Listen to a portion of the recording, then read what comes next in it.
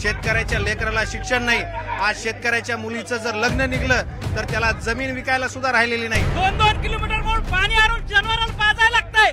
हे सरकार काय करतंय? 10 वर्ष झालं यांचं सरकार वॉटर ग्रिड प्रकल्प सोडा, इथं 30 दिवसाला पाणी येतं प्यायला। त्यांनी सोन्याचा चमचा तोंडात घेतला, त्याला ऊसतोड कामगारांच्या मुलांची लेकरांची व्यथा काही माहिती नाही। ज्यावेळेस शेतकऱ्याच्या मालाला चांगला भाव येतो त्यावेळेस हे रस्त्यावर येणारे लोक आहेत, हे दोन तोंडी मांडोळ आहेत। भारतामध्ये जर 1858 ला रेल्वे असेल तर अजून बीड मध्ये रेल्वे धावत नाहीये। त्यांचा मुख्यमंत्री घराच्या बाहेर निघत नव्हता आणि त्यामुळे रेल्वे थांबली। कितीतरी मराठा समाजाच्या तरुणांनी आत्महत्या केल्या आरक्षणासाठी। त्यांनी आमच्या आया बहिणीवर काटे हल्ले केले, त्यांना आम्ही कदापि मत देणार नाही। आम्हाला धान्य फुकट नाही पाहिजे, आम्हाला शिक्षण फुकट पाहिजे, आम्हाला रोजगार पाहिजे, आम्हाला कटोरे घेऊन सरकारच्या दारात आम्हाला फिरायचं नाही।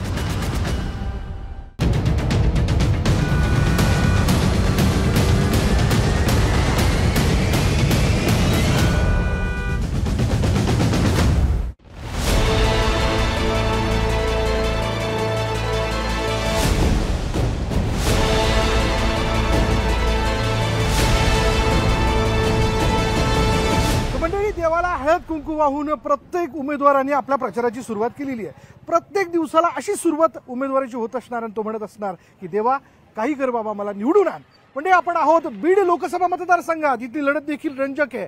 बीड लोकसभा मतदारसंघाला मुंडे भाऊ बहिणीचा मतदारसंघ म्हणून ओळखलं जातं। त्याचबरोबर गेल्या काही कालावधीत इथं मराठा आंदोलनाचं केंद्र म्हणून बीडला देखील ओळखलं गेलं, त्यामुळे मराठा बहुल मतदारसंघ म्हणून देखील बीडला ओळखलं जातं। एकीकडे आहेत महाविकास आघाडीकडनं बजरंग सोनवणे आणि दुसरीकडे आहेत त्या महायुतीकडनं पंकजा मुंडे। त्यामुळे नेमकं काय घडतं याची सगळ्यांना उत्सुकता लागलेली आहे। चला चर्चेला सुरुवात करूया, इथूनच करूयात। म्हणजे इथून ताईंना विचारू आपण। ताई काय नाव आपलं?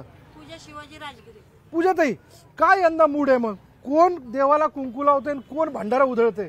बाळूमामाच्या मागे जे बी राहील हा त्याला जे बी हे करीन हा. त्याला बाळूमामा निवडूनच आणीन। बर, मग बाळूमामा कोणाला निवडून आणणार आहेत?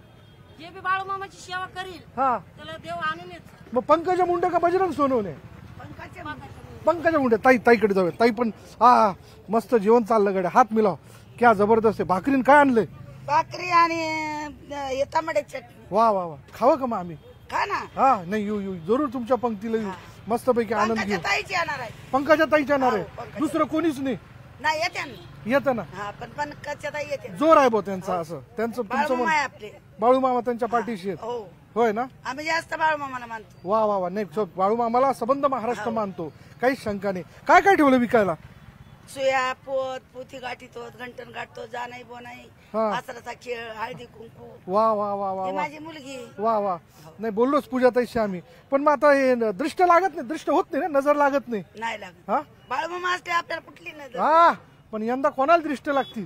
कुणाला मी सांगितले चला हा, ये ना। नक्की नक्की नक्की, चला चला बोलू चल, बीड वासियांशी आपण बोलतोय। चला आणखीन काही लोकांशी बोलण्याचा आपण प्रयत्न करू। हा तात्या, कुठलं? हा कुठले? इथलेच का? म्हणजे प्रॉपर बीड?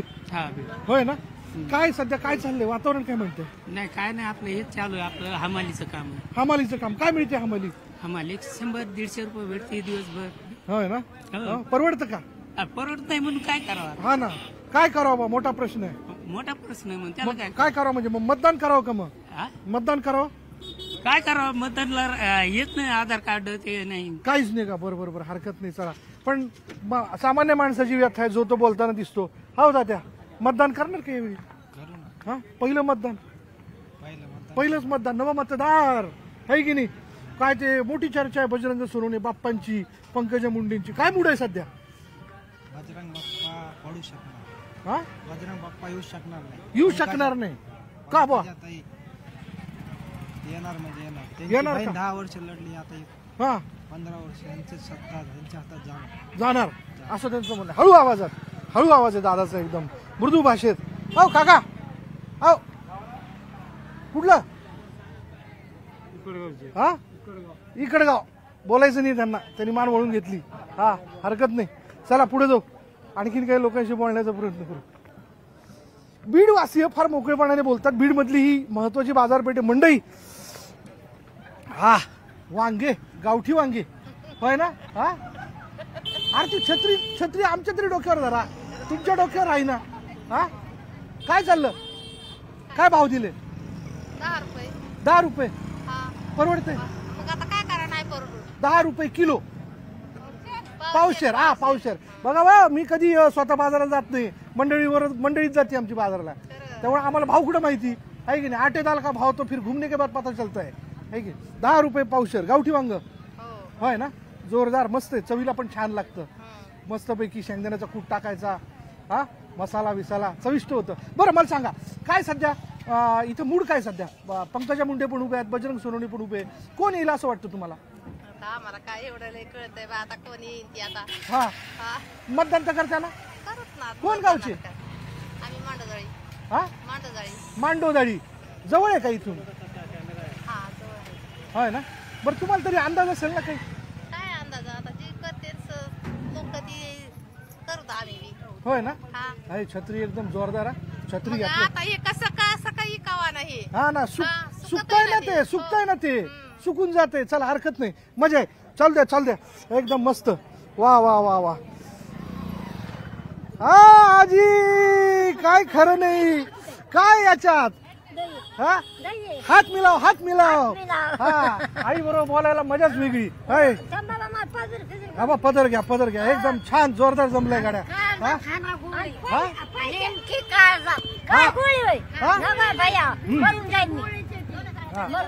नाही ऐका ना, हा दही दूध लोणी घागर घेऊन आली मी बाजारी, आहे की नाही. मजा आहे ना. काय दूध आहे ना. वा वा वा वा वा. मथुरेच्या बाजारी राधा मी गवळ्याची. वा वा वा.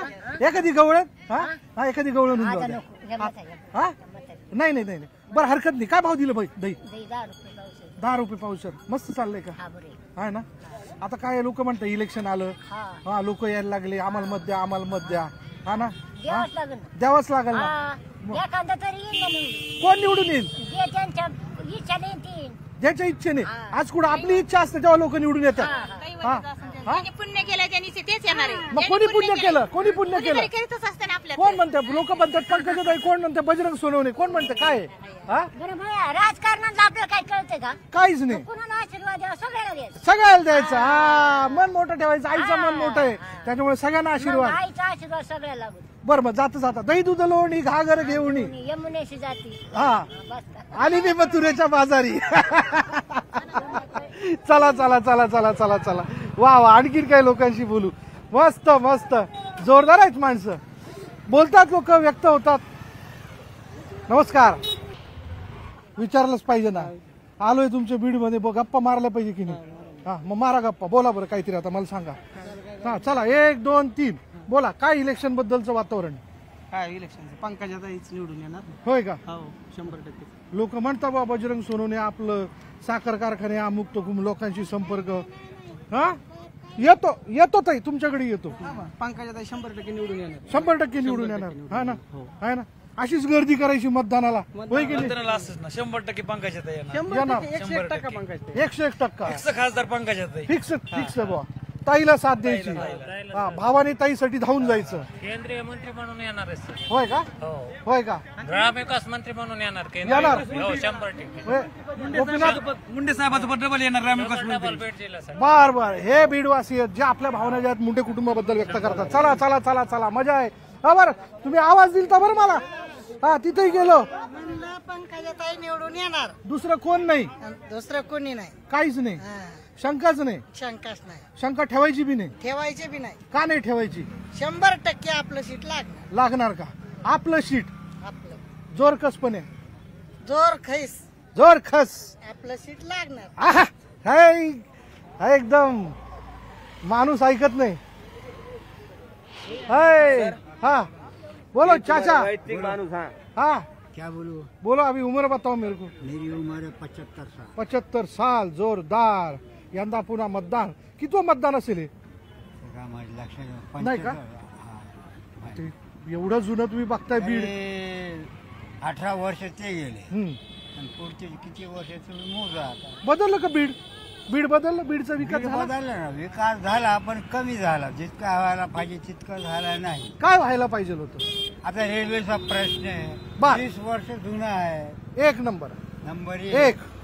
दुसरा नंबर स्वच्छता नाही, दोन. सगळी घाण. बरोबर. हा? हम्म. तिसरा नंबर रोडला मुताऱ्या नाही, कुठं कुठं आहे, कुठं कुठं तीन नाही. सर्वसामान्यांचे प्रश्न. हा, त्याच्यामध्ये पाणी नाही. बरोबर. अजून काय सांगू? दुष्काळ. दुष्काळ तर आता हा सध्या दरवर्षी दुष्काळ. मग काय करायचं? सध्या दुष्काळ.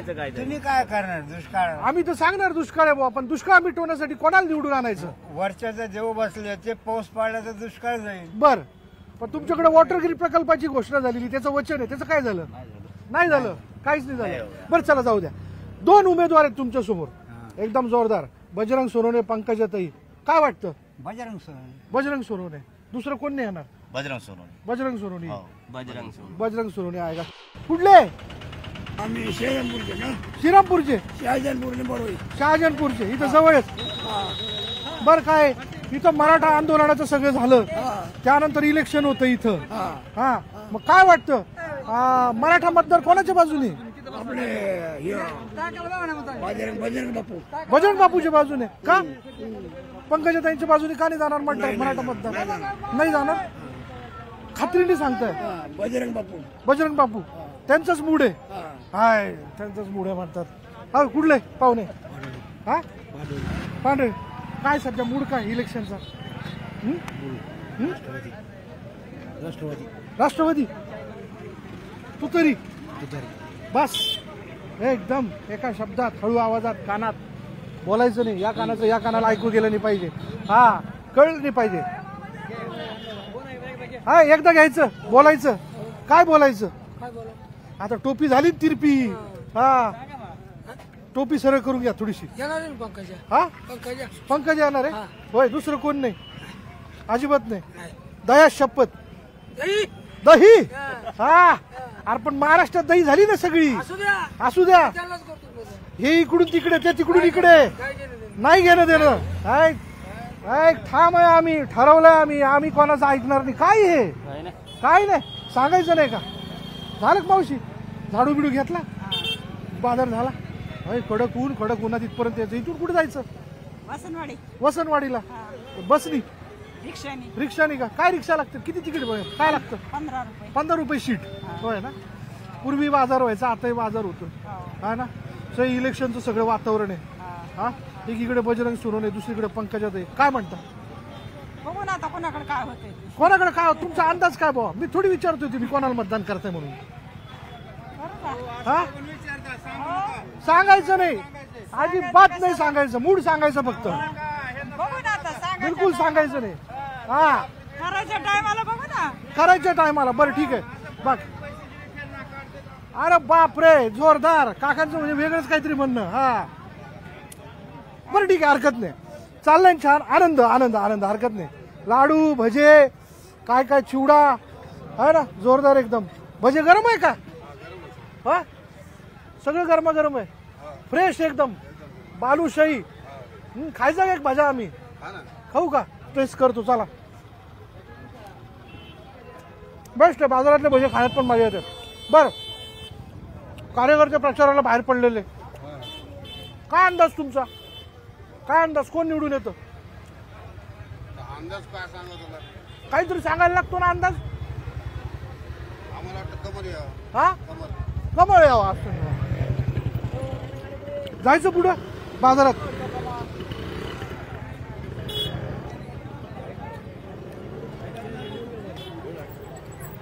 आम के आम, गुटलियों के दाम. वा वा वा वा वा, जमलं गाड्या. बीड मध्ये असं असणारे माणसं भेटण्याला फार भारी वाटतं. हा, काय बोलायचं? काय पाहिजे? काय पाहिजे आपलं? काय मार्केटमध्ये आलं तर हे घ्या ते घ्या, सगळंच असतं की नाही? ते पहिले हे फाउंडेशन उचला म्हणायचं. कोण निवडून येईल त्याला? कोण निवडून येतं? कोण येणार त्याला सांगायचं हे उचला. काय उचलायचं? फाउंडेशन बघाय सगळे फुकट रस्ता ब्लॉक केला. होय ना. हे काय आता स्थानिक प्रश्न. सगळे रस्ता ब्लॉक केला नाही त्यामुळं. होय ना. बरं मला सांगा, काय सध्या मूड आहे? बजरंग सोनवणे. बजरंग सोनवणे येणार नाही, पंतप्रधान मोदी होणार, दुसरं कोणी होणार नाही. दुसरं कोणीच होणार नाही. हा, मोदी येणार. मोदीच येणार. मग इथं कोण निवडून येतं? होय का? 104 मध्ये वन साइडेड पंकजा मुंडे वेगवेगळ्या पद्धतीने व्यक्त करताना दिसतात. काही स्पष्टपणे सांगतात, चिन्हाबद्दल सांगतात, काही उमेदवाराबद्दल सांगतात, काही आपल्या समस्या सांगतात. आणि ह्या समस्या जो सोडवेल तोच आमचा खरा उमेदवार असेल किंवा निवडून येणारा खासदार असेल असं त्यांचं म्हणणं पडतं. हा हात मिलाव, जबरदस्त. ईद कैसी गई? एकदम जबरदस्त. हा ना. या बीड जिल्ह्यामध्ये मराठा मतदारांच्या बरोबरीने मुस्लिम मतदार देखील निर्णायक आहे. तो ठरवतो की इथे इलेक्शन मध्ये कोण निवडून आलं पाहिजे. तुमचा काय अंदाज आहे?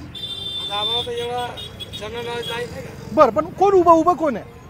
पंकज आहे. हा, बजरंग सोनवणे. बाप्पा कोण निवडून येतं मग? टक्कर चालू आहे. आता कोण येतं त्यांचा नशीब त्यांचा माहिती नाही. घासून, एकदम घासून टक्कर चालू आहे. काटी की टक्कर शेवटच्या क्षणापर्यंत. मूड तयार झालेला आहे. एकदम मूळ तयार आहे. हा ना. चलो चलो, केली खाओ हेल्थ रखो, आहे की नाही? वा वा, मस्त मस्त. ते हे आहेत बीडचे मतदार मंडळी जे वेगवेगळ्या पद्धतीने आपली मतं व्यक्त करतात. अशाच प्रकारे आपण इतरही काही मंडळींची मतं जाणून घेणार आहोत, ज्यामध्ये माझ्या शोच्या चौकटीत असतील सत्ताधारी, असतील एकीकडे विरोधक आणि इतरही सर्वसामान्य मतदार असतील, काही सामाजिक संस्थेचे प्रतिनिधी असतील, जे आपलं म्हणणं मांडतील आणि त्यात आपल्याला कळू शकेल बीड लोकसभा मतदारसंघातला एकूण मूड आणि कळेल नेमकं कोणाचं पारडं भारी आहे. बीड जिल्ह्यातल्या बाजारपेठेत सर्वसामान्यांशी संवाद साधल्यानंतर आता मी आलेलो आहे माझ्या शोच्या चौकटीमध्ये, जिथे जर आपण पाहिलं तर एकीकडे दिसत आहे तर महायुती आणि दुसरीकडे दिसते महाविकास आघाडी. पण त्यात यात सगळ्यात महत्वाचा फॅक्टर आहे तो मराठा आरक्षणाच्या संबंधित आंदोलनाशी निगडीत कार्यकर्ते देखील उपस्थित आहेत. शेतकरी आहेत, सर्वसामान्य नागरिक आहेत, इथले स्थानिक आहेत, जे आपले प्रश्न या ठिकाणी मांडणार आहेत. ही लढत खूप रंगतदार आहे. सगळीकडे सगळ्यांचं या लढतीकडे लक्ष, कारण एकीकडे आहेत महायुतीकडनं पंकजा मुंडे आणि दुसरीकडनं महाविकास आघाडीकडनं उमेदवारी मिळालेली आहे बजरंग सोनवणे अर्थात बाप्पा यांना. त्यामुळे यात नेमकं काय घडतंय याकडे सगळ्यांचं लक्ष आहे. हाच तो जिल्हा मंडळी जिथे 1 मराठा लाख मराठाची घोषणा देण्यात आली आणि जी घोषणा सबंध राज्यभर आपल्याला ऐकायला मिळाली, ज्यावरनं आंदोलन देखील आपल्याला बघायला मिळालं. त्यामुळे याचा फॅक्टर, या घोषणेचा फॅक्टर किंवा त्याचा परिणाम या निवडणुकीवर किती होतो हे देखील जाणून घेण्याचा आपण प्रयत्न करणार आहोत. चला, माझा पहिला प्रश्न असेल तो महाविकास आघाडीच्या नेत्यांना आणि अर्थात नेहमीचा प्रश्न की का आम्ही तुमच्या उमेदवाराला निवडून दिलं पाहिजे. 40 सेकंद. कारण की आमचा जो उमेदवार आहेत बजरंग बाप्पा हे उद्योजक आहेत, शेतकऱ्यांच्या प्रश्नावर काम करतात, त्यांचे 2 कारखाने आहेत. आणि भाजपचा जो उमेदवार आहे पंकजाताई मुंडे यांचा स्वतःचा मुंडे साहेबांनी उभा केलेला कारखाना त्यांना चालू करता नाही आला. काँग्रेस असेल, राष्ट्रवादी असेल, शिवसेना असेल, महाविकास आघाडीमधील जे भाजपमध्ये लोक गेलेत, भाजप जे 400 पारचा नारा देते ते काँग्रेस, राष्ट्रवादी, शिवसेनेच्या लोकांच्या उमेदवाराच्या जीवावर देते. पंकजाताईंना त्यांचा वैद्यनाथ साखर कारखाना चालू करता नाही आला. त्या ग्रामविकास मंत्री होत्या, त्यांनी 2019च्या अगोदर जर विकास केला होता तर पंकजाताईंना परळी विधानसभेमध्ये पराभवाला सामोरं जावं लागलं. लोकसभेच्या उमेदवारी भरण्यासाठी स्वतः प्रीतमताई रेल्वेने येणार होत्या, त्याचं काय झालं? गॅस असेल, डिझेल असेल, पेट्रोल असेल, जीवनावश्यक वस्तूचे भाव कमी करणार म्हणून आम्ही मोदींना सत्तेवर दिलं होतं. त्या अगोदर छत्रपतींचा आशीर्वाद चला देव मोदींना 7 म्हणले होते. मोदींनी शिवस्मारकाचं उद्घाटन केलं. कुठे ते काम? बरं, ठीक आहे. याकरता तुमच्या उमेदवार निवडून देऊ असं तुमचं म्हणणं आहे. मुद्दे घेऊयात आपण, मुद्दे घेऊयात. हे चला, मी आपल्याकडे येतो. मला आपल्याला विचारायचंय का पंकजाताईंना संधी दिली पाहिजे? ज्या भारतीय जनता पार्टीचे नरेंद्र मोदी ज्यांच्याकडे हे मोठं नेतृत्व आहे, ज्यांनी या देशाला विश्वगुरू बनवलेलं आहे, ज्यांनी 80 कोटी लोकांना मोफत अन्न दिलेलं आहे, आणि भारतीय जनता पार्टीच्या ज्या इथल्या खासदार हे जे आहेत पंकजाताई मुंडे या ग्रामविकास मंत्री असताना ज्यांनी या राज्याला जलयुक्त शिवार दिलं, बीड जिल्ह्यामध्ये लाखो करोडोचे रस्ते आणले, म्हणून आमच्या उमेदवाराला निवडून दिलं पाहिजे. दुसरी गोष्ट, आता हे म्हणले की पंकजाताईचा वैद्यनाथ कारखाना त्यांनी चांगला चालवला, परंतु बजरंग बाप्पा सारखा शेतकऱ्याचा काटा कधी मारला नाही, ऊसाचा काटा कधी मारला नाही बरं का. आणि त्यांचा उमेदवार हा जिल्हा परिषदेच्या पुढे कधी गेलेला नाही. आमच्या उमेदवाराला राज्यामध्ये मंत्री म्हणून काम करण्याचा अनुभव आहे आणि एक विकासाचा दृष्टिकोन असलेलं नेतृत्व नरेंद्र मोदी आणि पंकजाताई आहेत, म्हणून आमच्या उमेदवाराला निवडून दिलं पाहिजे असं माझं स्पष्ट मत आहे. बीड जिल्हा तसं बघायला गेलं तर राजकारणाकरता अत्यंत सुपीक जिल्हा म्हणून ओळखला जातो. त्याच्यामुळे इतर सगळ्या गोष्टी सुपीक पद्धतीने सुटल्यात का? या समस्या सुटल्यात का? विद्यमान खासदार प्रीतम मुंडेंनी त्यांच्या कारकिर्दीत जी आश्वासनं दिली ती आश्वासनं त्यांनी पूर्ण केली का? त्यांनी त्यांचा खासदार निधी विकासाकरता मतदारसंघात संपूर्णपणे लावला का? अनेक प्रश्न आहेत, विचारूयात. विद्यमान खासदारांनी दिलेल्या आश्वासनांपैकी पूर्ण केलेली 5 कामं सांगा. यावर तुम्हाला ऐकायचं आणि बोलायचं. सगळ्यात महत्वाचं म्हणजे इथं जे पथदिवे, रस्ते, लाईट ह्या ज्या काही गोष्टी होत्या आणि सगळ्यात महत्वाचा म्हणजे रेल्वेचा जो प्रश्न विचारला होता, दोन आमचे आदरणीय खासदार डॉक्टर प्रीतमताई मुंडे या डॉक्टर आहेत आणि ज्यावेळेस आपल्याकडे कोविडची साथ आली होती त्यावेळेस 2 वर्षाचा जो त्यांचा फंड होता तो दिला गेला नाही. त्या काळामध्ये त्यांनी प्रत्येक याच्यामध्ये वॉर्डात जाऊन किंवा त्या कोविडला झालेल्या रुग्णांना जाऊन स्वतःला कोविड होईपर्यंत काम केलं. त्याही पेक्षा महत्वाची बाब अशी की त्यांनी ग्रामीण भागामध्ये रस्ते असतील, त्यांचे रस्त्यांचे जाळे असतील, शेतकऱ्यांचे विमा असेल, वेगवेगळ्या प्रकारच्या ज्या योजना होत्या, तर स्मशानभूमी असेल, गावातल्या विकासाच्या ज्या जलसंधारण असेल, या प्रत्येक गोष्टी खासदार फंडातनं त्यांनी प्रत्येक ठिकाणी दिलेल्या आहेत. फक्त हे 5 वर्षाला गावाचा मुंजा जसा येतो ना तसं 19ला तो बजरंग बाप्पा आले, तसे आताही 5 वर्षांनी ते आले. तर गावात त्यांना गल्लीतलं राजकारण करता येत नाही, त्यांनी दिल्लीचे स्वप्न पाहू नये. बरं ठीक आहे. बजरंग बाप्पांनी आज मुलाखतीत असं सांगितलं की थेट जो निकाल लागेल त्या दिवशी ते खासदार म्हणून निवडून येतील. पण आता यांनी जे सांगितलं, विद्यमान खासदारांनी जी आश्वासनं दिली होती त्यातली ती कामं त्यांनी पूर्ण केली, कितपत पटतं तुम्हाला? काय मला वाटतं भारतीय जनता पार्टी हे सोयीस्करित्या विसरली आहे की आदरणीय प्रीतमताई मुंडे ज्या लोकसभेच्या प्रतिनिधी होत्या आमच्या बीडच्या, त्यांचे जे फंड्स होते 5 वर्षाचे तर लॅप्स झालेले, तर त्या लॅप्स फंडच्या लिस्टमध्ये त्या निष्क्रिय खासदार म्हणून आलेले आहेत. आणि त्या स्त्री डॉक्टर असून सुद्धा ह्या भारतीय जनता पार्टीच्या कार्यकर्त्याला जरा सिव्हिल हॉस्पिटलमध्ये, पीएचसी सेंटरमध्ये, पीयूसी सेंटरमध्ये जा म्हणा. महिलांचे जे डिलिव्हरी वॉर्ड आहेत, जे महिलांचं सॅनिटेशन रूम आहेत, त्या किती गलिच्छ आहेत आणि डिलिव्हरी होताना महिलांना कसं जमिनीवर झोपून डिलिव्हरी करावी लागते. लेबर रूमच्या काय हालत आहेत. डॉक्टर म्हणून सांगतात ना त्या, मग त्यांची काहीतरी क्रेडिबिलिटी असते की नसते. तिसरा माझा मुद्दा असा आहे की प्रीतमताई मुंडे म्हणाल्या होत्या की रेल्वेत बसून मी फॉर्म भरेन. बरोबर. 65 किलोमीटर फक्त रेल्वे आली आहे. जे वारे माप बजेट सांगत होते त्याचं काय झालं? या प्रश्नाची अकाउंटेबिलिटी काही आहे की नाही प्रीतमताई मुंडेची? चौथा असा माझा मुद्दा आहे की जे देशाचे त्यांचेच सरकार म्हणतं की आम्ही लखपती दिदी बनवू, आम्ही नारी शक्ती वंदन योजना आणली, आम्ही काय उज्ज्वला गॅस योजना आणली. माझा सवाल ह्या भारतीय जनता पार्टीच्या कार्यकर्त्याला आहे की तुमच्या डॉक्टर प्रीतमताई मुंडेंनी किती बीड जिल्ह्यातल्या महिलांना दिला? माझा 5वा मुद्दा असा आहे की त्या स्वतः महिला असून सुद्धा आमच्या बीड जिल्ह्यातल्या महिलांच्या संबंधाची लॉ अँड ऑर्डर, कायदा आणि सुव्यवस्था ज्यावेळी बिघडलेली असते, ज्यावेळी महिला आणि मुलींवर अत्याचार होतात, लैंगिक अत्याचार होतात, राजरोस विनयभंग होतात, त्यावेळी ह्या आमच्या महिला म्हणून काही असते की नसतं? आणि म्हणून बीड जिल्ह्यातल्या ज्या आमचा 50% महिला मतदारांचा आहे, त्या महिला मतदारांनी तर मी एक जबाबदारीने सांगते की त्यांनी तर मतदान केलंच नाही. बरं ठीक आहे. चला मी तुमच्याकडे येतो. हा चला बोला. हे बघा, संबंध देशांनी जगाने थुतू केली. बिल्किस बानूच्या आरोपीला निर्दोष सोडून हे सरकार या ठिकाणी त्यांचा सत्कार केलेला आहे. आमच्या बीड लोकसभा मतदारसंघामध्ये केज अंबाजोगाई म्हणून विधानसभा क्षेत्र आहे. मांगवड गावामध्ये दलित कुटुंबाची तिहेरी हत्याकांड झालं. भाजपच्या त्या ठिकाणी आमदार असलेल्या नमिता मुंद्रा असतील, भाजपच्या पंकजाताई मुंडे असतील की खासदार, त्यांनी भेट दिली नाही. त्या ठिकाणी लाडेवडगावमध्ये दलित समाज कसत असलेल्या जमिनीवर गायरान जमिनीचं उभं पीक गावकऱ्यांनी उपटून फेकलं. खासदारांनी त्या ठिकाणी भेट दिली नाही. आणि या संबंध गोष्टीमध्ये दलित अत्याचार वाढत असताना भाजपचा या ठिकाणी एकही लोकप्रतिनिधी बोलत नाही. दुसरा काय म्हणणं आहे? खासदार रिचेबल नाही. दुसरा प्रश्न माझा, खासदार रिचेबल नाही, संपर्क होत नाही. रिचेबल नाही. दुसरा माझा प्रश्न आहे, सुरेश धस या ठिकाणी भाजपचे आमदार आहेत, लक्ष्मण पवार भाजपचे आमदार आहेत. ज्यावेळेस शिवसेना शिंदे गट भाजप सोबत गेला त्यावेळेस सुरेश धसांना पालकमंत्री का नाही केलं? लक्ष्मण अण्णाला पालकमंत्री का नाही केलं? नमिता मुंद्रांना पालकमंत्री का नाही केलं? बीड जिल्ह्यासारख्या ठिकाणी औरंगाबादहून पालकमंत्री आयात करायला लावला. यांच्यासोबत मराठा समाजाचे आमदार आहेत, परंतु मराठा समाजाचा वोटर त्यांच्यासोबत नाही. कितीतरी मराठा समाजाच्या तरुणांनी आत्महत्या केल्यात आरक्षणासाठी.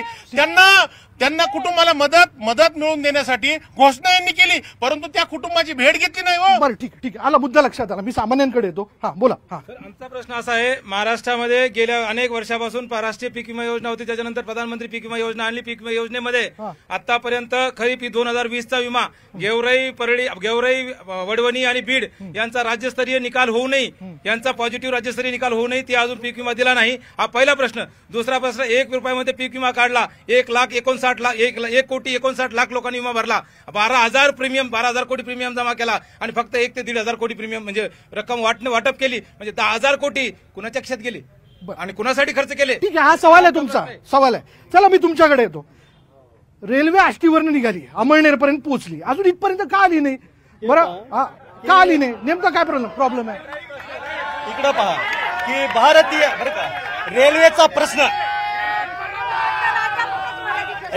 जो प्रश्न आहे तो प्रश्न भारतीय जनता पार्टीचं केंद्रात सरकार असल्यानंतर आणि राज्यात सरकार असल्यानंतरच रेल्वेचा प्रश्न सुटला आहे। यांनी छातीवर हात ठेवून सांगावा की यांचं उद्धव ठाकरे साहेबांचं शरद पवारांचं सरकार होतं त्यावेळेस महाराष्ट्राला किती रुपये निधी दिला रेल्वेसाठी? 1 रुपया देत नाहीत। आणि ज्या वेळेस भारतीय जनता पार्टी आणि या ठिकाणी केंद्रात आणि राज्यात सरकार असतं त्यावेळेस इथं निधी भेटतो आणि रेल्वे आतापर्यंत 64 किलोमीटर आलेले आहे। पूर्ण लोकांचे जे जमिनीसाठी जी अधिकृत केले त्यांचे पैसे दिले आहेत आणि रेल्वेला उशीर का झाला तर 2 वर्ष करोना होता, सगळं जग थांबलेलं होतं, यांचा मुख्यमंत्री घराच्या बाहेर निघत नव्हता आणि त्यामुळे रेल्वे थांबली। पण नेते 20 वर्षापासून रेल्वेचा प्रश्न रखडलेला आहे, बरोबर ना? 20 वर्षापासून रखडला, 2 वर्ष कोरोनाचे। याच्या अगोदर 10 वेळेची उद्घाटन झालीत मागच्या बुटाने। हे सगळे जे लोक आहेत हे सगळे त्या क्षीरसागराचे कार्यकर्ते थे, यांच्या हातून किती उद्घाटन झाली ह्यांना विचारा। त्यावेळेस रेल्वेचं एक पटरी नाही, मूळ एक रस्त्यावर मशीन सुद्धा नाही चाललेली। पंकजाताई मुंडे ज्यावेळेस खासदार झाल्या त्यावेळेस पासून याला चालना मिळाली। हे जर 10 वर्ष रेल्वे येत असेल 12 वर्षात, यांना 60 वर्षात जमलं नाही, त्यांनी 10 वर्षात आणली पर्यंत। म्हणजे प्रीतमताई खासदार झाल्या तेव्हापासून हा प्रश्न मार्गी लागला। झाली रेल्वे तर इथून 55-50 किलोमीटर राहिली, त्यात पटऱ्या आल्यात ना, येऊन पडल्यात। होणार काम 100% होणार आहे। 1 वर्ष मुंडे साहेब पालकमंत्री लक्ष घातलेलं आहे, पालकमंत्र्यांनी शब्द दिलेला ह्या 2 वर्षात ही रेल्वे बीड पर्यंत आलेली असेल, बीडून पुढे ती चालू। छाती टोकपणे सांगता 1 वर्षात होईल, ते म्हणतात छाती टोकपणे सांगतात 1 वर्षात होईल। रेल्वे आल्यानंतर ह्यांनी फक्त तिकीट काढून रेल्वे तेव्हा फुकट येऊ नये। बरं ठीक आहे, येतो मी ताईंना समजत होतो, तुमच्याकडे येतो। 40 वर्ष झालं, 40 वर्ष झालं यांनी सत्ता केली, त्याच्यामध्ये 40 वर्षामध्ये यांनी रेल्वेचं नुसतं स्वप्नच पाहिले आणि आता तरी अंबळनेर पर्यंत रेल्वे आलेली आहे। आणि आपण पाहू शकतो की संभाजीनगर पर्यंत हा रोड झालेला आहे। तो आपण पहिल्यांदा संभाजीनगरला जाताना 3 ते 3.5 तास लागत होते, तोच आता 2.25 तास लागतात। आणि ह्यांच्या उमेदवारांनी काय केलं ते सांगा ना आम्हाला आधी। पण नॅशनल हायवे असेल, समृद्धी महामार्ग असेल, हे जे योजना असतील हे सगळ्या यांनीच केलेल्या आहेत आणि तुमच्या उमेदवारांनी काय केलं हे सांगा आधी। बरं, रेल्वेचा प्रश्न इथला सुटला तर या जिल्ह्यातल्या शेतकऱ्यांचे, सर्वसामान्यांचे, उद्योजकांचे सगळ्यांचेच प्रश्न सुटणार आहे। त्यामुळे रेल्वेचा प्रश्न फार महत्वाचा आहे। गोपीनाथ मुंडे देखील म्हणलं होते की पुढल्या वेळी फॉर्म भरण्यासाठी मी रेल्वेतनं इथपर्यंत येईल। त्यानंतर प्रीतमताईंनी देखील तेच म्हणलं आणि आताही तेच म्हटलं जात आहे। चला,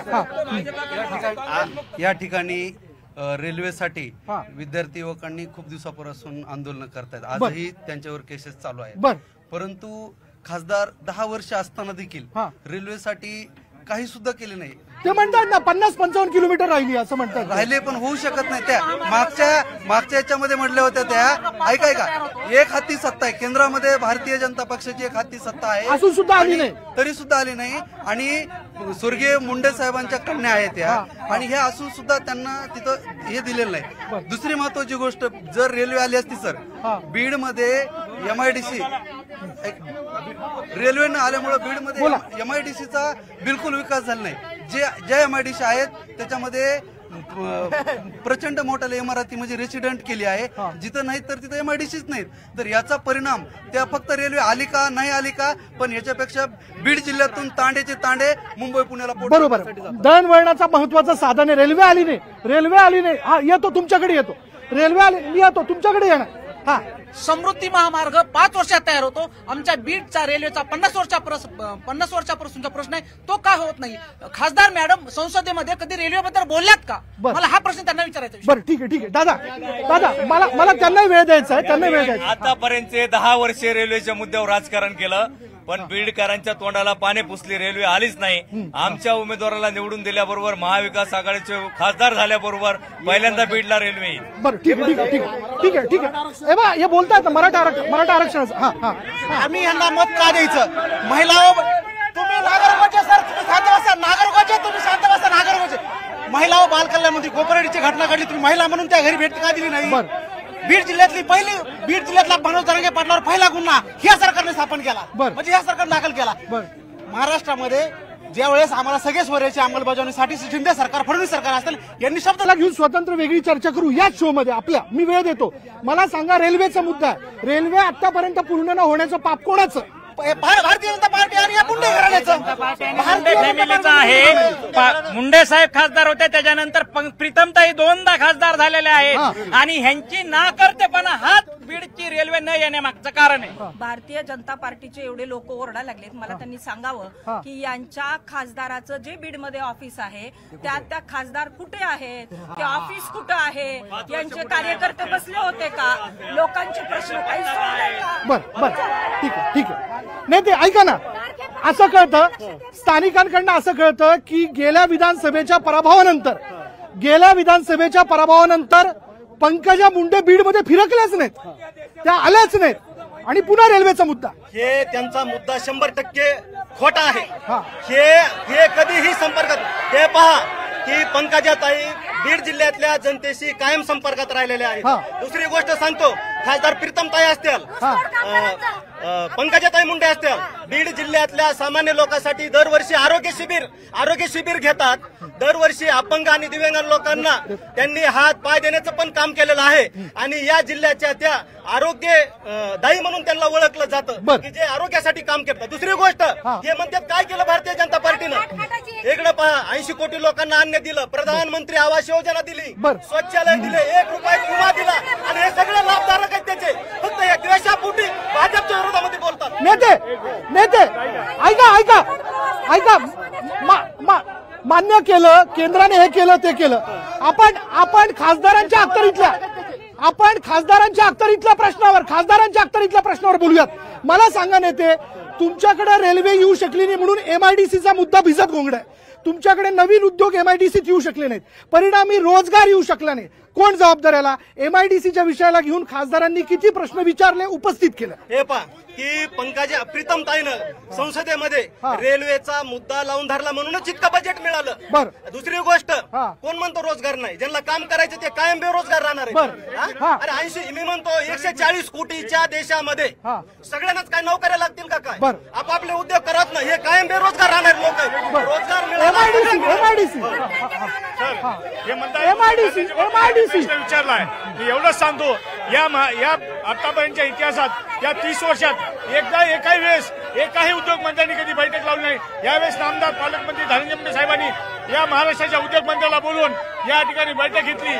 सर्व जेवढे उद्योग जिल्ह्यातले ते व्यापाऱ्यांना एका जागेवर माननीय जिल्हाधिकारी कार्यालयात बोलून त्या ठिकाणी बैठक घेऊन त्या ठिकाणी काय काय योजना करतात आता 1-2 महिन्यापूर्वी मीटिंग झालेली, तुम्ही याची माहिती घ्या आणि 100% येणाऱ्या या एका वर्षात अतिशय योग्य एक इंडस्ट्री जिथं उभं राहिलेली तुम्हाला दिसेल. बरं ठीक आहे.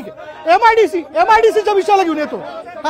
MIDC शेतकऱ्याचा मी वेळ देतोय शेतकऱ्यांचा.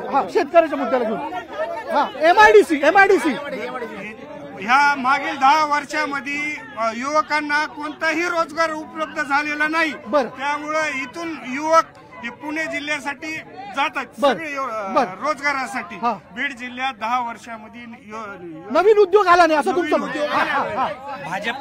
भाजपचा नाकर्तेपणा काय आहे बोलण्यातून तुम्हाला जाणवत असेल. ज्या खासदार होत्या त्यांनी विकास तर सोडाच, पण विकासाच्या फक्त गप्पा मारल्या आणि अत्यंत म्हणजे त्यांनी रेल्वेच्या प्रश्नावरती 60 किलोमीटर रेल्वे त्यांनी 10 वर्षाच्या काळात त्या रेल्वेने फॉर्म भरायला येणार होत्या, परंतु 60 किलोमीटर रेल्वे त्यांच्या 10 वर्षाच्या काळात आली. रेल्वेचं राजकारण केलं जातं. इथला तरुण यांच्याकडे रोजगार नाही. बीडमध्ये कोणताही रोजगार अद्यापपर्यंत झालेला नाही. इथला तरुण नोकरीसाठी कुठे जातो? इथला तरुण मुंबई पुण्याला नोकरीसाठी जातो. ठीक MIDC एक मिनिट. भारतीय जनता पार्टीने अगदी छान असा सवाल मांडला की उद्धव ठाकरे 2.5 वर्ष घराच्या आत होते, परंतु उद्धव ठाकरेंनी महाराष्ट्र सांभाळला. लोक मरायला आले होते ते सांभाळले, परंतु भारतीय जनता पार्टीने जीएसटीचा परतावा दिला का? यांनी जीएसटीचा परतावा न दिला. माझा प्रश्न नेते MIDC नवीन उद्योग बीडच्या MIDC हे 10 वर्षापासून म्हणते. बीडच्या MIDC मध्ये कुत्रे लोळतात. एक सुद्धा उद्योग आला नाही. इथले बेरोजगारांना हाताला काम नाही, इथले लोकांना नोकऱ्या नाही, इथल्या शेतकऱ्यांना अडचण आहे. या मोदींनी देशामध्ये कापसाची निर्यात बंदी, कापूस आयात केला, कांद्याची निर्यात बंद केली. शेतकरी, कष्टकरी, सर्वसामान्य माणूस मेटाकुटीला आला आणि यांनी जीएसटीच्या नावाखाली सर्वसामान्यांची लूट केली.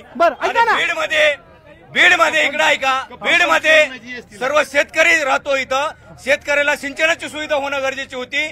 यांनी नद्या जोड प्रकल्पाची घोषणा केली होती मोदींनी. अजून नद्या जोड प्रकल्पाचं काही सुद्धा काम केलं मला त्या मुद्द्यावर यायचं, वॉटर ग्रीड प्रकल्पाच्या मुद्द्यावर यायचं. मी तुमच्याकडे येतो.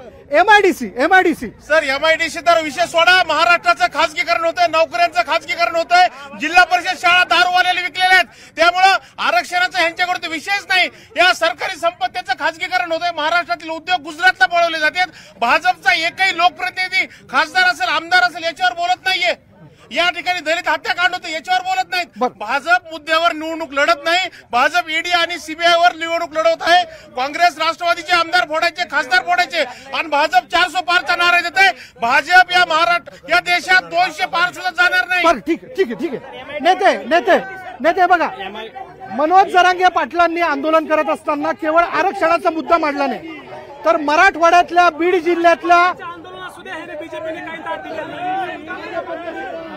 जिल्ह्यातल्या रोजगाराच्या मुद्द्याला घेऊन देखील ते बोलले.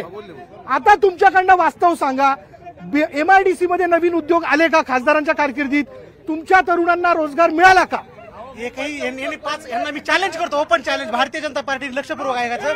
तुम्ही एमआयडीसी आणली ना तर 5 उद्योग सांगायचे तुम्ही निष्क्रिय. सर, ह्यांचा खासदार फंडांना खर्च करतात, निधी आणायचा विषय लांबत राहिला. खासदार फंड सुद्धा हे खर्च करू शकला नाही आणि मराठा आरक्षणाविषयी प्रश्न नुसता काढत आहे. यामुळे मनोज जरांगे पाटील सांगतील तीच पूर्व दिशा असेल. आम्हाला ज्यांनी धोका दिला, ज्यांनी आमच्या आया बहिणीवर काटे हल्ले केले, त्यांना आम्ही कदापि मत देणार नाही. त्यांना या मतदार रूपातून एमआयडीसी मध्ये यांनी साधा गाडी काढता सुद्धा कारखाना आणला नाही पाठीमागच्या 5 वर्षामध्ये. एमआयडीसी मध्ये बाकीचं सोडून द्या, रस्ते सुद्धा नाहीत आणि एमआयडीसी मधले 90% जागा आता निवासी वसाहत झाली आहे. मी वेळ देतो, तुमच्या मुद्द्याला स्वतंत्र वेळ देतो. थांबा. एमआयडीसी कुठल्याही प्रकारचा नवीन उद्योग नाही. त्याच्यामुळे म्हणले आता रोजगार, कुठल्याही प्रकारचा रोजगार. यांनी कुठले उद्योग आणले? यांनी फक्त फोडाफोडीचे उद्योग केले. नवीन कुठलाही उद्योग आणला नाही. फक्त या पक्षातले माणसं आपल्या पक्षात घेतले आणि आज त्यांना याच्या 400 पार जायचं. ठीक आहे. एमआयडीसीचं सोडा, पण साधी पिठाची चक्की सुद्धा भाजपवाल्यांनी कुठं आणून उभा केली आणि तरुणांना रोजगार उपलब्ध करून दिलाय असं दिसत नाही. तरुण बीड जिल्ह्यामध्ये मोठ्या प्रमाणावर आत्महत्या करतो आणि ह्याचं पाप हे सगळं भाजपवाल्यांनी केलेलं आहे. फक्त आजच्या दिन येणार म्हणून गप्पा मारणारे भाजपवाले यांना या निवडणुकीमध्ये जनता हद्दपार केल्याशिवाय राहणार. ठीक आहे. नेते बोला निजामभाई. इलेक्शन विकासाचे वगैरे काही नाही. मराठा मुस्लिम एक झालेला आहे, त्याच्यामुळं लोकसभेची सीट ही लागणारच आहे. ठीक आहे. आलं लक्षात. मी येतो ना. काय मुद्दा, काय तुमचा मुद्दा काय? आम्ही मराठा आरक्षणाच्या मुद्द्यावर आहे. कुणाला मध्ये बोलायचं असेल तर बोलून घ्या. बरं, ठीक आहे. मी तुम्हाला विचारतो, काय मनोज जरांगे पाटलांनी रोजगाराचा मुद्दा मांडला, आरक्षणाचा मुद्दा मांडला. एमआयडीसी इथं विकसित झाली का? तुमच्या लोकांना रोजगार मिळाला का? नाही साहेब, इथं या जिल्ह्यामध्ये 40 एमआयडीसी आल्यात, सगळ्यांना माहिती का नाही? 50 कारखाने झालेत आणि दर दिवसाला म्हणजे या 5 महिन्यामध्ये 30 आत्महत्या झालेल्या आहेत. आरक्षण या मुद्द्यावर आणि बेरोजगारी या मुद्द्यावर आणि हे शाप जाहील म्हणजे पालकमंत्री सर्वसामान्यांना तर जाऊन द्या हो, आमदारांना धमकी देतात. मतदान नाही पडलं तर तुम्हाला बघू. अहो, आमदारांना सरपंचांना धमक्या देतात, मतदान नाही पडलं तर तुम्हाला बघू. ह्या आमदारांनी साक्षात राजीनामा दिला पाहिजे.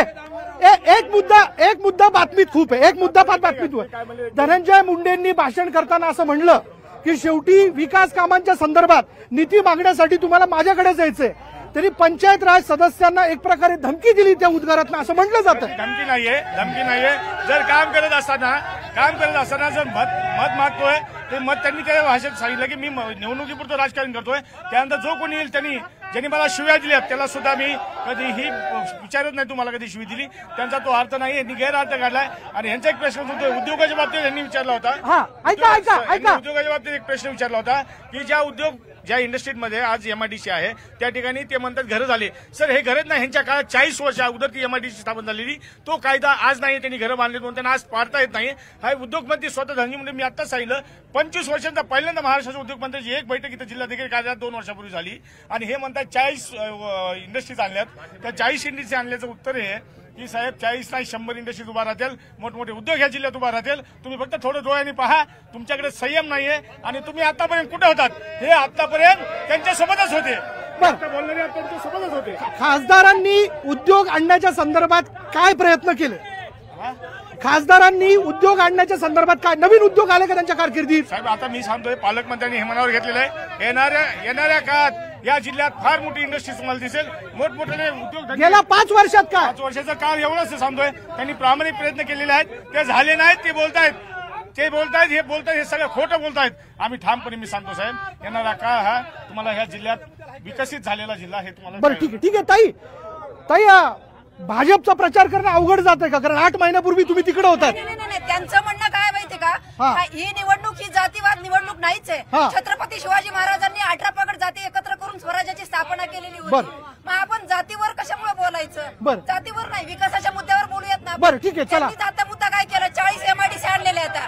मग तुम्ही स्वतः मान्य केलं ना ते 40 MIDC इथे आणलेले आहेत म्हणून. बरं ठीक आहे. आम्ही वेगळं सांगायची काय गरज आहे याच्यामध्ये? बरं, हे म्हणतात रोजगार उपलब्ध झाला, MIDC डेव्हलप झाली. शेतकऱ्यांच्या मुद्द्याकडे येतोय. शेतकऱ्यांचा मुद्दा सोयाबीनचा भाव तुम्ही 5,000चा 5,500चा भाव 4,200 वर आणला आणि तुम्ही सांगताय आम्ही तुम्हाला 2,000 रुपये देतो, 6,000 देतो. हे कशाला देता? आमचा हमी भाव जो आहे ना सोयाबीनचा भाव 6,000 करा.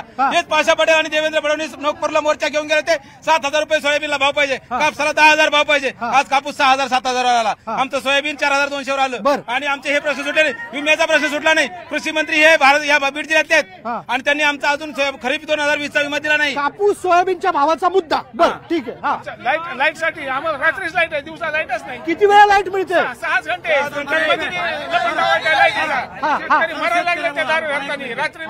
हा सर, मी माझं मनोरथ पूर्ण सांगतो. मी पण कृपया सर्व भाजप सरकारला विनंती, मला फक्त 3 एकर जमीन आहे.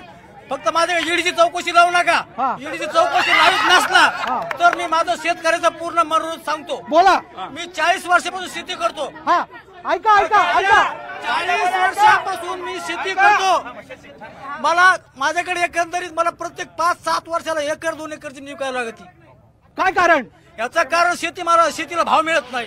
शेतकऱ्याचा मुद्दा. बोला. एक गोष्ट लक्षात घ्या, बीड जिल्ह्यातले शेतकरी जर त्यांच्या मुलाचा अपघात झाला, काही झालं तर जमीन विकून दवाखान्यामध्ये उपचार करायची वेळ त्यांच्यावर आलेली. शेतकरी पूर्ण उद्ध्वस्त झालेला आहे. शेतकऱ्याच्या लेकराला शिक्षण नाही. आज शेतकऱ्याच्या मुलीचं जर लग्न निघलं तर त्याला जमीन विकायला सुद्धा राहिलेली नाही. आणि मी एक फार प्रकर्षानं मला सांगू इच्छितो, भाजपच्या कार्यकर्त्यांनी देखील त्यांच्या लेकरा बाळांच्या लग्नासाठी, उपचारासाठी आणि शिक्षणासाठी जमिनी विकल्यात. एवढी महागाई वाढलेली, एवढी सगळी बेकारी वाढलेली. इथं तुम्ही बघा, भाजपचा एकही ओरिजिनल पदाधिकारी तुम्हाला दिसत नाही. हे दाखवा. हे सगळे भाडोत्री कार्यकर्ते, हे सगळे राष्ट्रवादीचे, हे सगळे इकडचे कार्यकर्ते. आज तिकडून बोलायला लागलेले आहेत. डेप्युटेशनवर हे सगळे तिकडे आहेत. त्याच्यामुळं डेप्युटेशन शेतकरी जिल्ह्याच्या शेतकऱ्यांविषयी जे जलसिंचन पद्धत आहे ती गेल्या 10 वर्षात झाली नाही बीड जिल्ह्यात. त्यामुळे दुष्काळ वारंवार होत आहे. 2 वर्षाला 1 वर्ष जलसिंचन पद्धत जर टॉप टू बॉटम जर राबवली असती तर शेतकऱ्यांचा स्तर, पाण्याचा स्तर खाली गेला नसता, पाण्याचा स्तर वर असता. परंतु जलसिंचन पद्धत झालेली नाही. त्यामुळे त्याचा शेतकरी वेळोवेळी हवाल होतोय. महाराष्ट्रामध्ये उद्योगधंदे तर महाराष्ट्रात नेले, परंतु शेतकऱ्यावर देखील अशा प्रकारे भारतीय जनता पार्टीने केला आहे. गुजरातमध्ये एक पांढरा कांदा उत्पन्न होतं. त्या पांढरा कांदा हा निर्यात त्याच्यावरती चालू केली, पण लाल कांद्याची हा महाराष्ट्रातला कांदा असून त्याच्यावरती निर्यात बंदी केली. हा महाराष्ट्राच्या शेतकऱ्यांचे होणारा अन्याय ह्या गुजराती सरकारनं लादलेला आहे. लाल पांढऱ्यातला तुझा भाव केला. लाल पांढऱ्यातला तुझा भाव शेतकरी. आज सगळीकडे दुष्काळ आहे. दुष्काळामध्ये शेतकऱ्याच्या जनावराला चारा नाही आणि पाणी नाही. 2-2 किलोमीटर वरून पाणी आणून जनावराला पाजायला लागतंय. हे सरकार काय करतंय? आज घोषणा करत फिरतात, प्रचार करत फिरतात. त्याच्याऐवजी शेतकऱ्याच्या जनावराला पाणी, चारा भेटण्यासाठी कुणी बोलतंय का? शेतकऱ्याचे जनावर आज उपाशी. त्यामुळं हे सरकार फक्त मताचं राजकारण करतंय आणि ज्यांना शेतकरी फक्त निवडणूक आला तर आठवतोय. एरवी शेतकरी मेला काय? गुजरातमधल्या कांद्याची निर्यात बंदी उठती, पण महाराष्ट्रातल्या कांद्याची निर्यात बंदी उठत नाही. त्यांचा प्रश्न असा आहे, गुजरात मधल्या पांढऱ्या कांद्यावरची निर्यात बंदी उठते, पण लाल कांद्यावरची उठत नाही. शेतकऱ्यांसाठी खासदारांनी त्यांच्या कारकिर्दीत काय केलं? हे पहा की हे 2 तोंडी मांडोळासारखं बोलतात. ज्यावेळेस शेतकऱ्याचं टमाटर 100 रुपये किलो जातं तेव्हा हे कमी करा म्हणून ओरडणारे लोक आहेत. ज्यावेळेस शेतकऱ्याचा कांदा 100 रुपये किलो जातो त्यावेळेस हे कमी करणारे ओरडणारे लोक आहेत.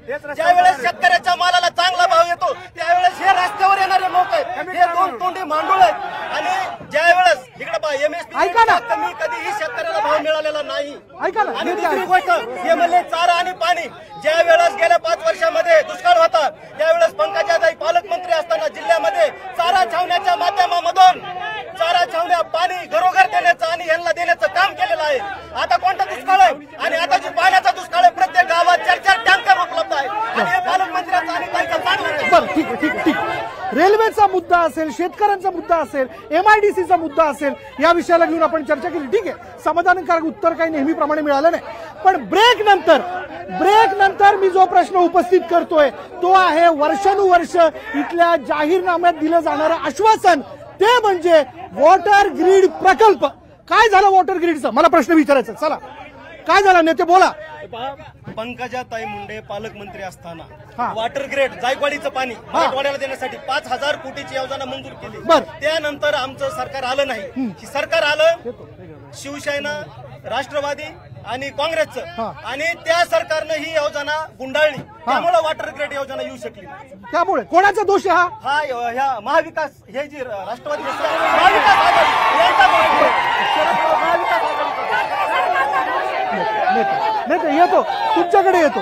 नेते शेतकऱ्याचं मत घेऊ. शेतकरी 20 वर्ष झालं, 20 वर्ष मराठवाड्यामध्ये सातत्यानं दुष्काळ आहे. या मराठवाड्याला मराठवाडा नाही म्हणत, या मराठवाड्याला दुष्काळवाडा म्हणतात. दुष्काळवाडा म्हणतात. पाण्याचा प्रश्न, सिंचनाचे प्रश्न या ठिकाणी सोडलेले नाहीत. विलासराव देशमुखांच्या साहेबांच्या काळात तोडकर नावाच्या इंजिनियरनी ही योजना आखलेली आहे. या इकडच्या नदीला, समुद्राला वाहून जाणाऱ्या नद्या आहेत त्याचं पाणी आता अलीकडे गोदावरीमध्ये टाकायचं. त्याला 20-25 हजार करोड रुपयाचा खर्च आहे. साधारणपणे 20 वर्षापूर्वीची घटना आहे. पण अजूनही तो प्रकल्प, त्याचा प्रोजेक्ट, त्याचा किती बजेट, त्याला निधी किती पडला?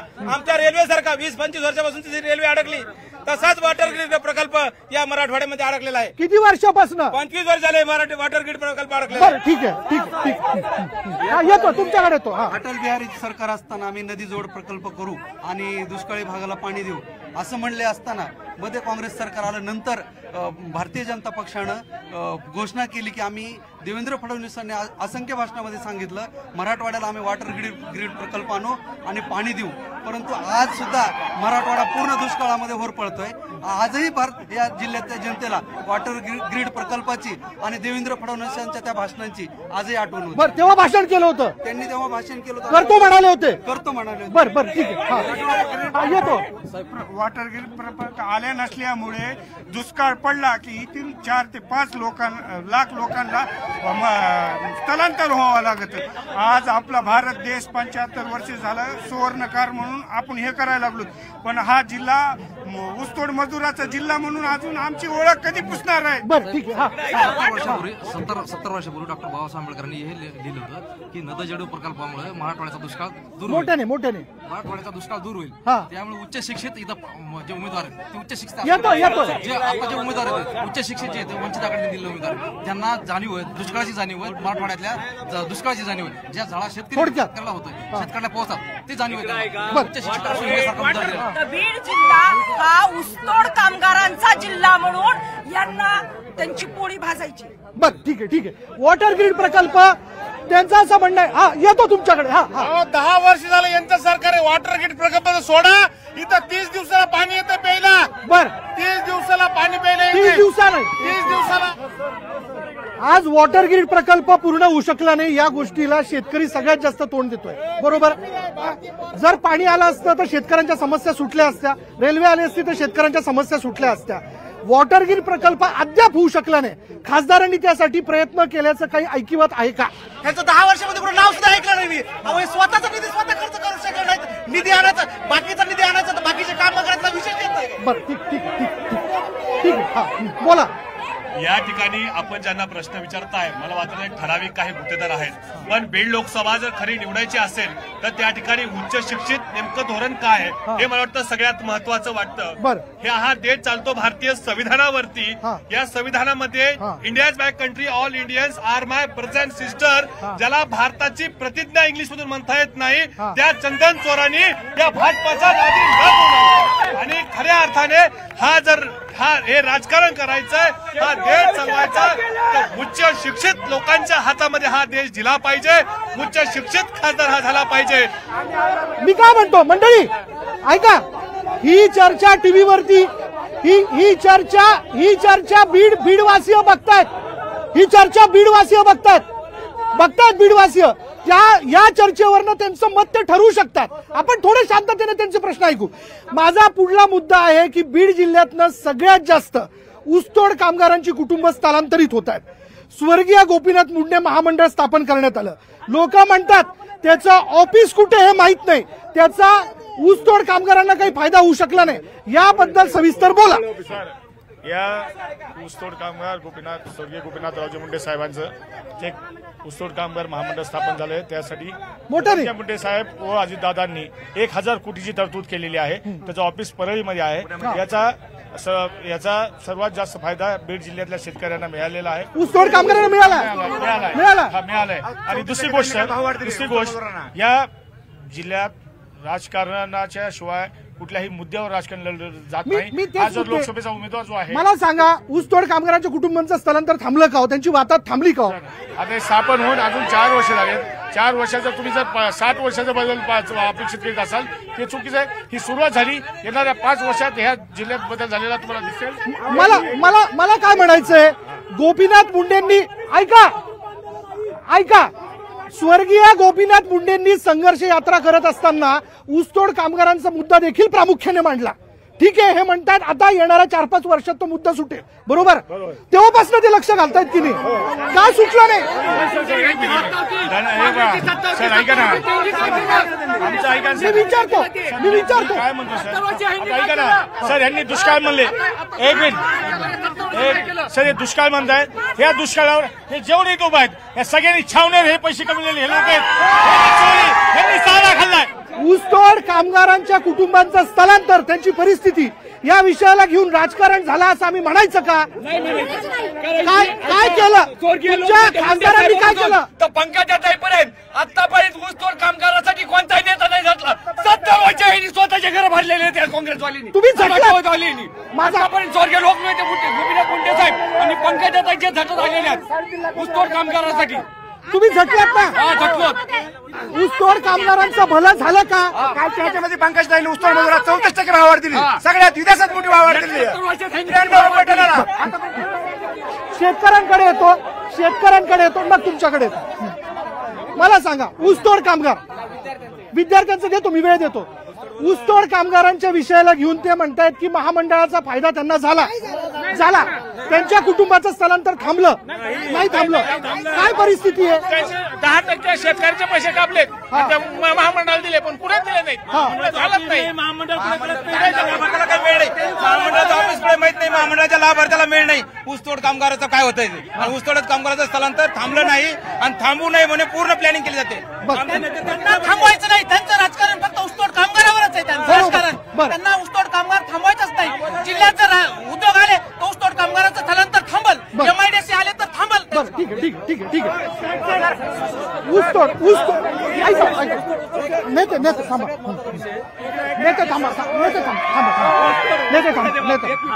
ऊसतोड या ठिकाणी ऊसतोड मजुराच्या ह्याच्यावरती गेल्या 15-20 वर्षापासून यांनी राजकारण केलं. ऊसतोडा लेकरांच्यासाठी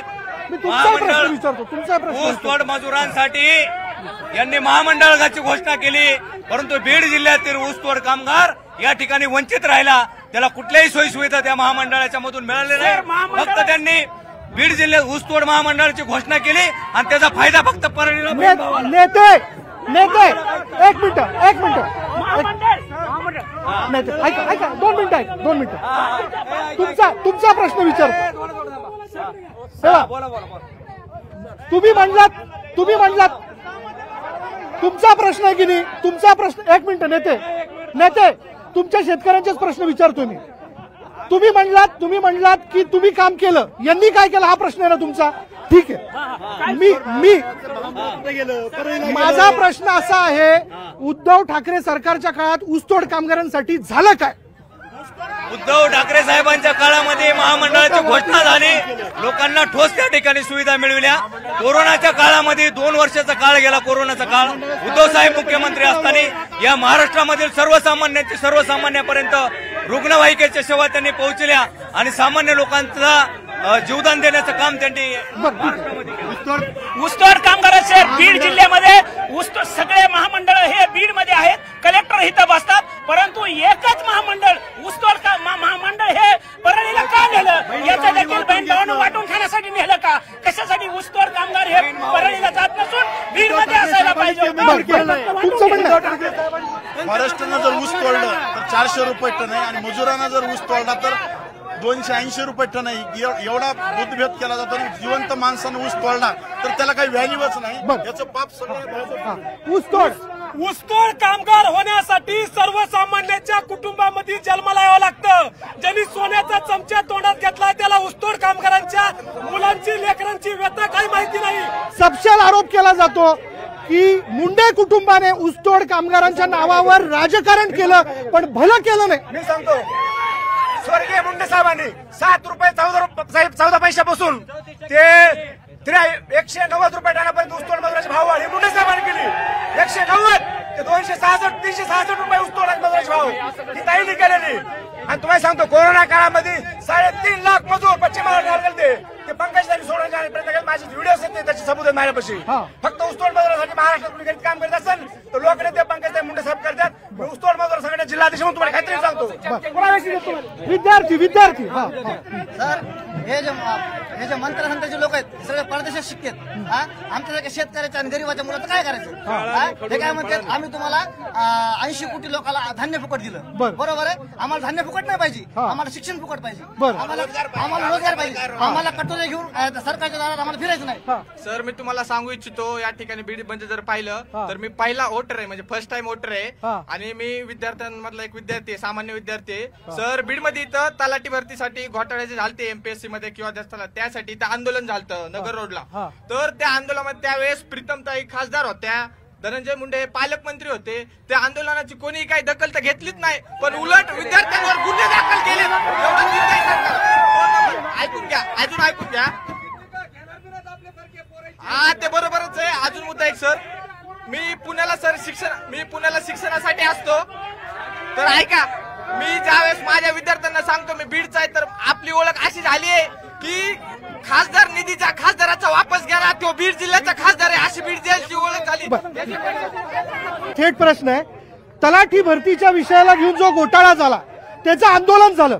विद्यार्थी असं म्हणतो की त्या आंदोलनाच्या संदर्भात ना पालकमंत्र्यांनी दखल घेतली ना खासदार तिथं दखल घेण्यासाठी होत्या. शिवाय विद्यार्थ्यांवरती गुन्हे दाखल करण्यात आले. ते असं म्हणतात की ते पुण्याला शिकायला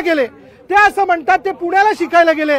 तर त्यांची ओळख जिल्ह्याची, इतर विद्यार्थी असं सांगतात की सगळ्यात जास्त निधी परत गेलेल्या खासदाराचा जिल्हा. एक मिनिट, त्यांनी सांगितलं तलाठी भरतीचा विषय. सर, तलाठी भरतीच्या विषयाचे आंदोलन झालं जिल्हाधिकारी कार्यालयाच्या बाहेर. त्यावेळेस काही त्यांच्या संघटनेच्या लोकांना मध्ये बोलवण्यात आलं जिल्हाधिकारी साहेब मॅडमच्या कॅबिनमध्ये. त्या ठिकाणी साहेबांनी पालकमंत्र्यांनी निवेदन घेतलं. निवेदन दिल्यानंतर त्यांना काही त्यांना आश्वासने दिली गेली. त्यानंतर ते बाहेर निघाली. ते बाहेर निघताना पालकमंत्री निघाले. बाहेर येऊपर्यंत यांना ही माहिती नव्हती. यांनी पालकमंत्र्यांना अडवण्याचा प्रयत्न केला. त्याच्यामुळे यांना ही पूर्णतः माहिती नाहीये. हे बेजबाबदारपणे बोलणं योग्य आहे. तो आजचा स्टुडंट आहे, वेलकम. मी त्याचं मानणं ठीक आहे, मी मान्य करतो. पण पालकमंत्र्यांनी याचं निवेदन माननीय जिल्हाधिकाऱ्यांच्या कार्यालयात घेतलेलं होतं आणि त्यानंतर साहेब तिथं गेले होते. ह्याला मी कधीही समजलं. बरं, निष्क्रिय खासदार, निधी, आज हे जे मुद्दे उपस्थित होत आहेत याला तुम्ही कसं? सर्वात जास्त निधी बीड जिल्ह्याला खासदारांना आणला. एकही रुपया निधी शिल्लक राहिला नाही. हा यांचा निरेटिव्ह आहे. हे एकदम साफ खोटं बोलत आहेत. उलट भारतीय ज्या निधी आणतात, इतका प्रचंड निधी आणतात की पूर्ण खर्च करतात. हे यांचा चुकीचा आरोप आहे यांचा. बरं, ठीक आहे. महिला वर्गात ताई मला सांगा, विद्यमान खासदारांनी विद्यार्थ्यांसाठी शिक्षणाचा विषयाला घेऊन केलं काय? सगळ्यात महत्वाचं म्हणजे आता जो हा मुलगा म्हणला त्याच प्रमाणामध्ये या ठिकाणी पोलीस भरतीची प्रक्रिया गेले 15 दिवसापूर्वी झाली. त्यावेळेस कलेक्टर ऑफिसला सीआर नंबर नसलेलं सर्टिफिकेट पाहिजे होतं.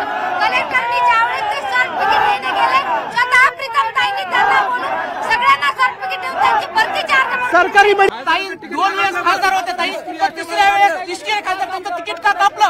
बीजेपीने सर्वे केला बीड जिल्ह्यामध्ये, त्या ताई पंढर होत्या, त्याच्यामुळे त्यांचं तिकीट कापलेलं आहे. तिसऱ्या वेळेस का तिकीट दिलं त्यांना? मी मराठा आरक्षणाच्या मुद्द्याकडे येतोय. मराठा आरक्षणाचा मुद्दा मला मराठा बांधवांना थेट विचारायचंय. मराठा बांधवांना थेट मराठा येतो एक मराठा लाख मराठाची घोषणा तुम्ही दिली. मला सांगा, मराठा बांधव नेमके कोणाच्या बाजूने आहेत? जे आरक्षणाच्या बाजूने उभा राहतील, सगळे सोयऱ्याच्या व्याख्येच्या बाजूने उभा राहतील, त्यांच्या बाजूने. मग कोण उभा आहे तुमच्या बाजूने? अजून यांनी डिक्लेअरच केलं नाही ना. आम्ही कुणाच्याच बाजूने नाही. अजून निवडणुकीला वेळ बाकी आहे. जेव्हा आमच्या बाजूने उभा राहील आम्ही त्यांच्या बाजूने उभा राहणार आहे. बरं, ठीक आहे. मराठा आरक्षणाच्या विषयाला घेऊन मराठा बांधव नेमके कोणाच्या बाजूने? बहुसंख्य मतदार आहात तुम्ही इथे. कमीत का काय 7,32,000 मराठा समाज इथं. बरं, जो कोणी मराठा समाजाच्या बाजूने सगळे सोयऱ्याच्या अंमलबजावणीसाठी पुढाकार घेईल, जो आम्हाला आता आश्वासन देईल की मी हा मुद्दा लावून धरेल, तुम्हाला आरक्षण मिळवून देईल, कोण आहे? उघडपणे जो भूमिका कोण आहे? त्यांनी समोर यावं. कोण आहेत? आणि ज्यांनी आमच्या लाठीचार्ज बजरंग सोनवणे, पंकजा मुंडे कोण आहेत? नाही, दोन्ही पण नाहीत. आज तर आम्हाला दोन्ही. काय तुमची भूमिका मराठा आरक्षणाच्या विषयाला घेऊन? सर, या सर्वात या मराठा आरक्षणाच्या बाबतीत बोलतोय त्याच्या अगोदर ते शिवसेनेचा जिल्हा प्रमुख आता हा बोललाय की ते म्हणले की जो इकडे गेलाय तो मराठा नाही. आता ह्याला आमचं रक्त बघायचं असेल त्यांनी मैदानात यावं. दुसरी गोष्ट, त्यांनी जे विषय मांडलाय, त्यांनी दुसरा जो म्हणलाय मुद्दा हा आहे सर की मराठा आरक्षणाच्या बाबतीत आतापर्यंत कुणीही न्याय दिला नाही. एकनाथ शिंदे साहेबांच्या, दादांच्या, फडणवीस साहेबांच्या काळात कुणबीचं भेटलंय हे आतापर्यंत इतिहासात काही झालं ते आता ह्याचं भेटलं, यांना हे मान्य नाही. हे जर आणि ह्याला शपथपत्र कोर्ट आणि हायकोर्टाने माहितलं, त्याला कोर्टाला शपथपत्र फक्त ह्या सरकारने दिलंय. आतापर्यंत कधी घडलेली घटना नाही. हे टिकावबाजी सत्य खोटं बोलत आहेत आणि हे फक्त समाजाच्या नावावर स्वतः मोठं होण्यासाठी हे समाजाला, लोकांना बदनाम करतायत. जरांगे पाटलांच्या सोबत हे सरकार ठामपणे उभं आहे. जरांगे पाटलाच्या मागणीलाच एकनाथ शिंदे साहेबांनी त्यांचं ऐकलेलं आणि त्यांना साथ दिलेली आणि याच्यानंतरही सगळ्या सोयऱ्यांसाठी कायदा होणार म्हणजे होणार. ठीक आहे, माझ्याकडचा वेळ संपला. ताई, असा आरोप होतो की या आंदोलनादरम्यान दादा फार काय बोलले नाहीत, दादा फार काय आंदोलन स्थळी फिरकले नाहीत. पण तुमची मराठा आरक्षणाच्या विषयाला घेऊन काय भूमिका आहे तुमची? प्रत्येक वेळेपासून आदरणीय मुंडे साहेब आणि दादा हे प्रत्येक वेळेला आंदोलनामध्ये होते. मी स्वतः मराठा आहे, त्याच्यामध्ये मी पाहिलेलं आहे. आणि तुम्ही सांगतात की मराठा आरक्षण. बरं, चला पक्षीय पट्टा बाजूला ठेवा. मराठा आरक्षण मिळालं पाहिजे असं तुमचं? माझं ठाम मत आहे, मराठा मिळालंच पाहिजे. कोण देणार? कोण देणार? सरकार देणार. सगळे सोयरे आता इथून अंमलबजावणी होणार आहे. इथून पुढे, इथून मागच्या ह्याच्या कालावधीमध्ये दिलेलं नव्हतं, आता 10% तरी दिलेलं आहे.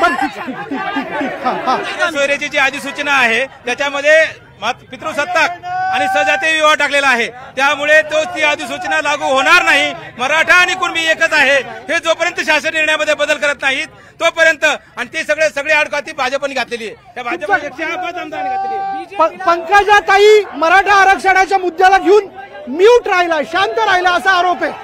पंकजाताई सर ऐका, आता महत्वाचा विषय बोलतोय. या विषयावर मराठा आरक्षणाला नामदार धनंजय मुंडे साहेब व पंकजाताईंनी कायम पाठिंबा दिलेला आहे. ज्यावेळेस या ठिकाणी ओबीसीचं महाराष्ट्राचं अधिवेशन होतं, ज्यावेळेस सगळे ओबीसी दलित होते, त्यावेळेस या ठिकाणी प्रमुख या जिल्ह्याचे दोघं असताना हे दोघे भाऊ त्या स्टेजवर गेले नाहीत, फक्त कारण त्यांना मराठा समाजाला विरोध नाही, त्यांचा पाठिंबा होता. आणि गेल्या 25 वर्षापासून धनंजय मुंडे साहेब मराठा समाजाच्या आरक्षणाच्या पाठीमागे आहेत. मी जास्तीत जास्त मुद्दे कव्हर करण्याचा प्रयत्न केला. माझे शेवटचे दोन प्रश्न आहेत. ऐका, तुमचा उमेदवार जर निवडून येतो, काय लीड तुम्ही डोक्यात ठेवलंय? 3 लाख मताने बजरंग बाप्पा सोनवणे निवडून काय लीड आहे? लीड काय? पंकजाताई 3 लाख मताच्या फरकाने निवडून येणार. जे मुद्दे चर्चेत उपस्थित झाले ते मुद्दे सोडवण्याच्या संदर्भात जर तुमचा उमेदवार निवडून येतो तर तुमचा ऍक्शन प्लॅन काय? आमचा ऍक्शन प्लॅन आहे, जे काही भाजपने खासगीकरण केलं त्या खासगीकरणावर देशाच्या संसदेत मुद्दे मांडणार आणि त्या शासकीय संपत्त्या गुजरातला पळून गेल्यात त्या राज्यात आणणार. आणि आम्हाला आणखी एक दुसरी विनंती आहे, ह्या भाजपचे जे लोक थांबलेत ना ते एकही पदाधिकारी नाहीत, कार्यकर्ते आहेत. आणि त्यांनी पंकजाताई असतील, प्रीतमताई असतील, यांनी कोणते उद्योग आणलेत ते सांगावं, आम्ही सगळे त्यांचा प्रचार करू. जर तुमचा उमेदवार निवडून येतो आणि जे प्रश्न चर्चेत उपस्थित झाले ते प्रश्न सोडवण्याच्या संदर्भात तुमचा ऍक्शन प्लॅन काय? हे पहा की आमचा उमेदवार 100% निवडून येणार आणि जेवढे आश्वासन दिले तेवढे आश्वासन पूर्ण करण्याची ताकद आदरणीय पंकजाताईंमध्ये आहे आणि भारतीय जनता पार्टीचं सरकार राज्यात आणि केंद्रात येणार आहे. यांचं काय येणार आहे? यांचे 50 सुद्धा लोक ऍक्शन प्लॅन उद्योग आणणार, काय आणणार, काय करणार? सांगतो सर. त्यांनी आता सगळ्यात अगोदर एक मिनिट आताचे जे यांचे जे उमेदवार आहेत, या घड्याळ चिन्हाचे जे उमेदवार आहेत, त्यांनी त्यांचा आता पक्षप्रवेश झाला पवार साहेबांच्या उपस्थितीत. त्या ठिकाणी त्यांनी सांगितलं अगोदरच की मला काही बोलता येत नाही, ही भाषेत सांगितलं. मला सांगा, यांना जर इथं बोलता येत नाही तर ते संसदेत काय प्रश्न मांडण्यात आमचे? शेवटचा मी सर्वसामान्य माणसाचा बाईट घेतो. शेवटचा काय अपेक्षित आहे? चर्चा तुम्ही ऐकली, काय अपेक्षित आहे तुम्हाला? सर, बीड जिल्ह्यात गेल्या 1-2 वर्षामध्ये बीड रेल्वे आली पाहिजे आणि इथल्या बेरोजगारांना न्याय मिळाला पाहिजे. आणि आमची शेती आहे, कापूस, सोयाबीन, ह्याला पण स्वामीनाथन आयोगानुसार भाव मिळाला पाहिजे. ऊसतोड जो कामगार आहे त्यांचं स्थलांतर थांबलं पाहिजे. हीच आहे सर्वसामान्य जनतेची अपेक्षा. याच्या उपर मी फार काही बोलण्याची गरज नाही. मंडळी, मी पुन्हा सांगतो, हे प्रश्न जो सोडवेल, जो याबद्दल आवाज उठेल, तोच खरं तर निवडून येणार, यात कोणत्याही प्रकारची शंका नाही. बीड जिल्ह्यातला एकूणच मूड आपण जाणून घेतला आणि यानंतर आपण जाणार आहोत आपल्या पुढल्या मतदारसंघात जाणून घेण्याकरता मूड महाराष्ट्राचा.